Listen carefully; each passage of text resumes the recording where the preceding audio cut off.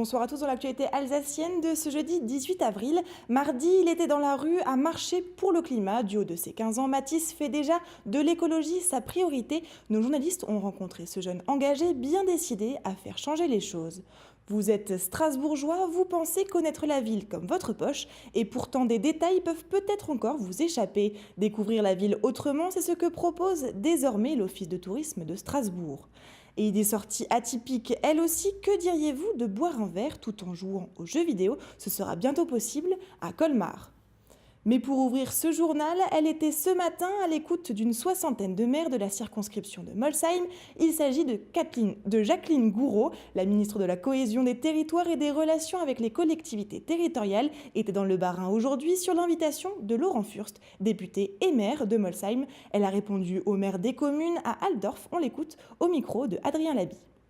Le débat que nous avons eu ce matin était un débat d'abord très serein, on doit le dire, avec des questions sur des demandes d'explications, sur les ressources des collectivités, sur des difficultés exprimées sur les cartes nationales d'identité, sur le numérique, c'est-à-dire par exemple aussi pour que les gens puissent remplir les cartes grises, les gens qui sont éloignés du numérique. Et donc j'ai apporté un certain nombre de réponses aux questions qui m'étaient posées, mais il y a eu beaucoup de questions, parce qu'on a discuté près de 2 heures, je crois, et ça a été toujours riche, constructif, jamais agressif, et dans un territoire où les communes sont importantes. Et cette visite était aussi l'occasion pour les présidents de conseils départementaux, Frédéric Bierry et Brigitte Klinkert, de faire le point sur la future collectivité européenne d'Alsace. Le projet de loi devrait passer devant l'Assemblée nationale au mois de juin. Demain démarre le week-end pascal et si vous ne partez pas en vacances, pourquoi ne pas découvrir votre ville autrement? L'Office de tourisme de Strasbourg propose 600 visites guidées cette année et si les touristes sont les premiers ciblés, les Strasbourgeois aussi ont beaucoup à découvrir. Anecdotes, promenades, insolites, expériences, cela débute dès ce week-end. Adeline Piron nous en dit plus.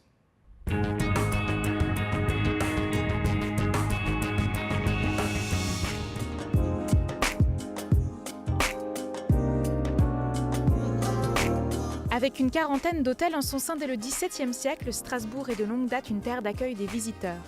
Si le tourisme s'est développé bien plus tard, c'est une des anecdotes parmi des milliers d'autres que vous pouvez découvrir en suivant une des visites guidées de l'Office de tourisme de Strasbourg. Des visites qui évoluent et se modifient chaque année. On essaye de voir en fonction de l'intérêt du public, de ce qui se passe aussi, des expositions qu'il peut y avoir dans les musées ou des événements qui vont avoir lieu, les anniversaires de tel ou tel personnage ou de tel événement qui vont en gros inspirer les guides et le service guide pour proposer toujours des choses en lien avec l'actualité et en mouvement. Ainsi, cette année, une vingtaine de nouvelles thématiques et de quartiers sont à découvrir, comme l'Orangerie, la Grand Rue, sur les traces des écrivains ou alors des itinéraires Strasbourg gourmands et à vélo, des visites qui n'ont lieu parfois qu'une seule fois et qui vont de plus en plus vers l'expérience, la grande tendance actuelle. C'est effectivement une tendance aujourd'hui assez importante dans le tourisme. Les visiteurs veulent découvrir des choses inédites, souvent ne veulent pas faire partie dans les groupes de ce que tout le monde voit et cherchent un peu cette expérience insolite, inédite, de l'expérience proche des habitants. Et ces visites y participent. Entre incontournables et nouveautés, 600 visites seront proposées cette année. En 2018, elles ont attiré plus de 10 000 participants, dont de très nombreux Strasbourgeois.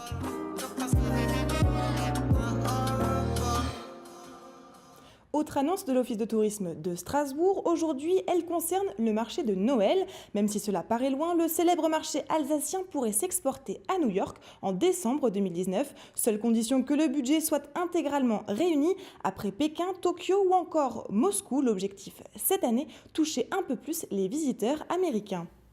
Et partons à la rencontre de Mathis à présent. Du haut de ses 15 ans, il a déjà plusieurs manifestations à son actif. Ce lycéen originaire du Nord-Alsace fait partie du mouvement La Jeunesse pour le climat. Il manifestait encore mardi dernier. Mathis veut faire entendre sa voix au niveau local, national, mais aussi européen. Adeline Piron l'a rencontré.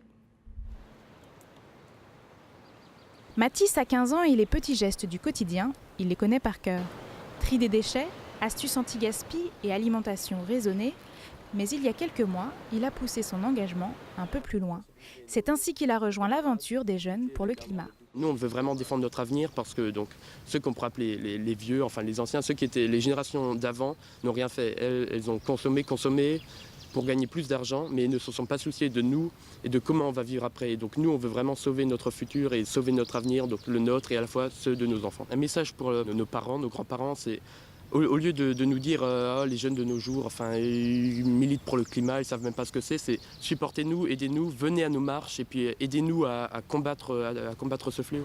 Au lycée, Mathis et ses camarades ont reçu le soutien de leurs professeurs et du proviseur. Les parents de Mathis encouragent également le jeune homme.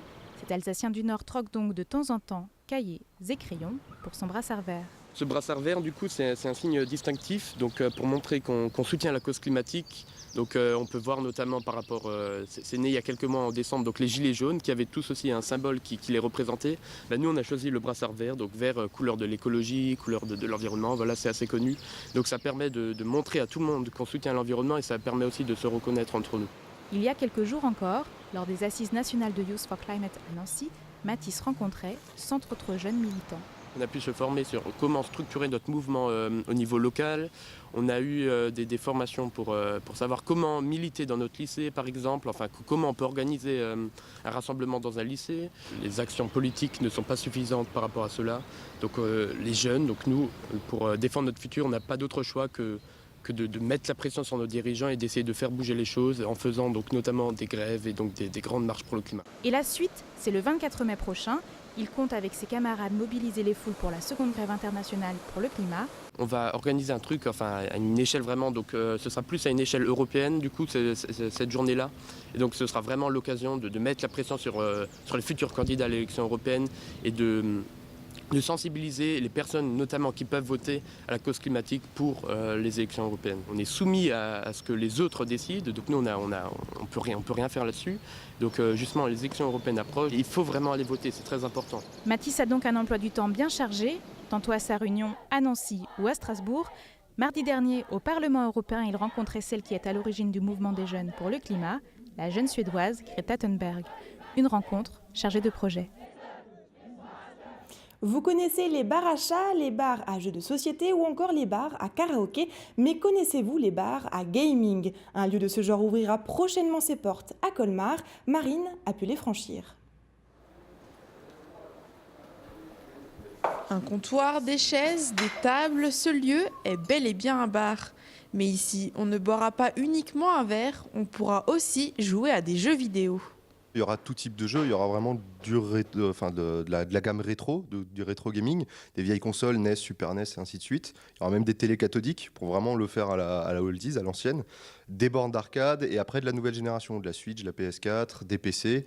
Et en fait, on voulait vraiment toucher tout type d'horizon, enfin tout le panel complet du jeu vidéo, toucher tous les aspects et toutes les générations possibles. On peut retrouver ce qu'on veut et même si les gens nous disent parfois, peuvent nous demander vous auriez pas ce jeu-là, il y a de fortes chances que voilà, même d'une manière ou d'une autre, on finisse par pouvoir l'avoir. Si c'est du versus ou des jeux qui peuvent se jouer à plusieurs, on a quand même une bonne bibliothèque, une bonne ludothèque.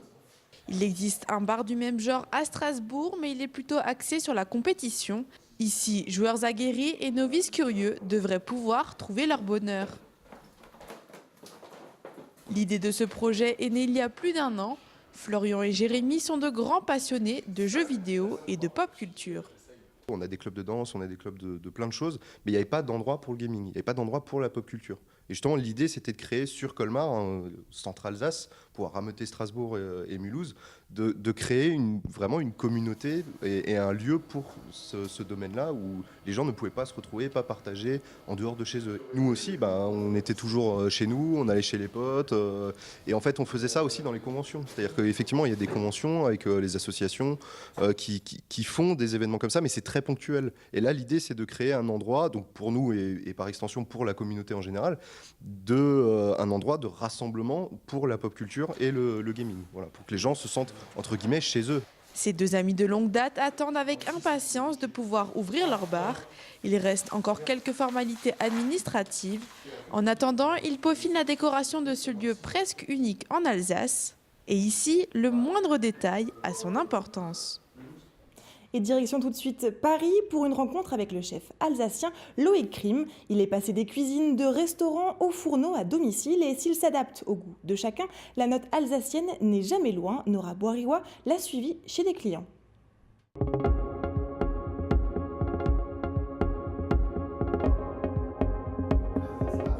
Le temps d'une soirée, Loïc Krim fait de cette cuisine la sienne. Il est chef à domicile.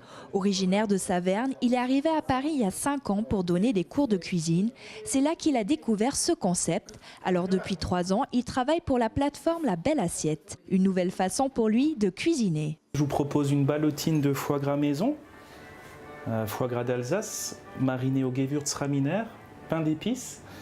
Et là, vous avez une sphérification des petites billes au Gewürztraminer. J'ai eu 12 ans de restauration et je pense que j'ai eu besoin de changer, de découvrir autre chose, continuer dans ce métier, mais une approche différente que de la restauration. Le besoin de partager des choses avec des gens, c'est ce qui me manquait. Ici, il apporte les ingrédients et assure le service à table comme au restaurant.